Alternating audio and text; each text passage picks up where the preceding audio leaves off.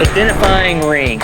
It happens all the time. People open up that bag, or it's been handed down from this guy to that guy, and they end up with their parts. How do you identify which ring is which, in which way it should go? I mean, we get that question every day, right? It's very, very common. And I'll say this, they blame it on the balancer. It's always the balancing guy. It's always the balance guy that did it. I gave it to him and I got this box of stuff back. The first thing, and this is really, when you call up and you're not sure if you've got part numbers off the box, part numbers off the bag, that's always the best place to start. Because if we know what ring set you've got, we can dive in immediately and tell you, oh, hey, it's going to look like this, top ring's going to be like this, second ring's going to be like that. If you can, do a little research. I had a gentleman yesterday, he had to go dumpster diving.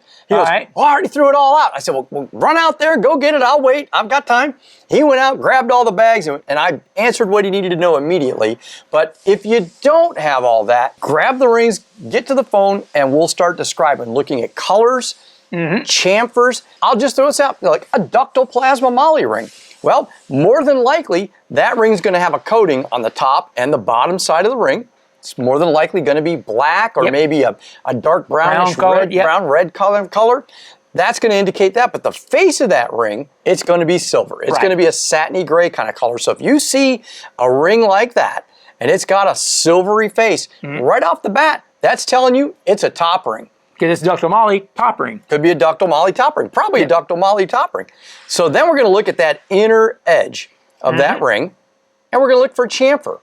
But at the same time, we're going to look near the end gaps of the rings. Some rings, I'll say some of the older products, and we still do a lot of this, will have a little drill mark, what we call a pip mark. Or it may be laser marked. If you've got an indicator near the end gap of the ring, laser mark, pip mark, as a constant, that always faces up. On a top ring, if we've got an inner chamfer, a little bevel, that's going to face up. And what that chamfer does, that puts, we've talked about it in the past, but that puts twist in the ring. Makes the ring rotate like a Belleville washer. Now going to a second ring, unless it's something very, very exotic where it has, a stainless steel ring in it, and trust me, if you're buying that kind of stuff, you're gonna know what it is. Because that's not your everyday ring set.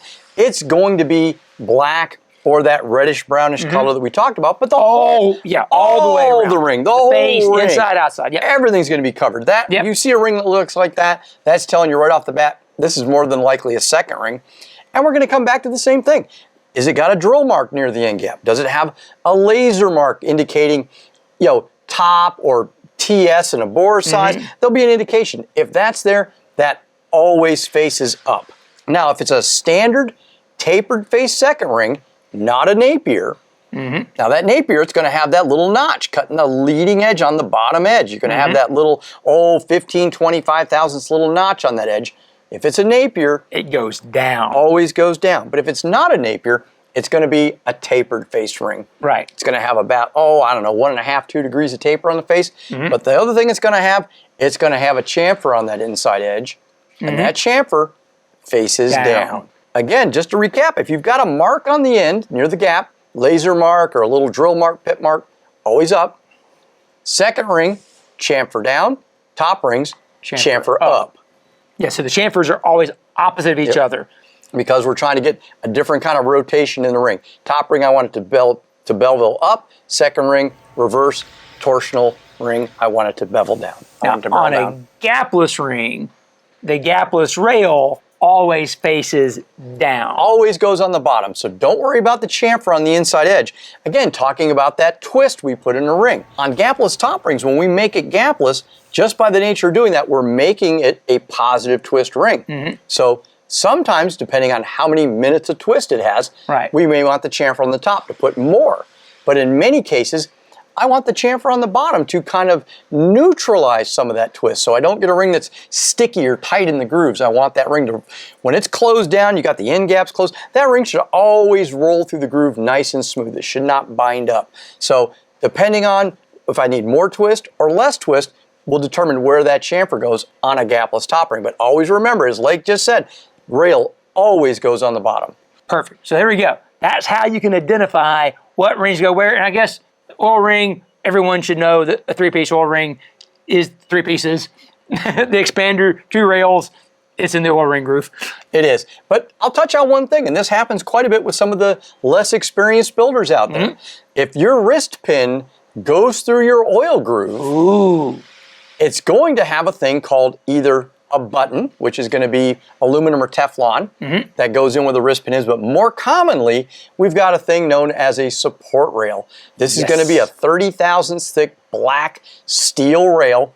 It's going to have a dimple in it that's 45 degrees away from the end gap.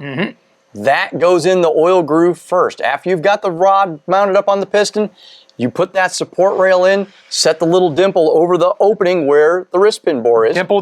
Dimple down, rail on the bottom. Then you assemble your oil rings.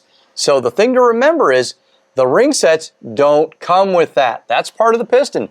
Don't throw it away. You'd be amazed at how many people call up upset.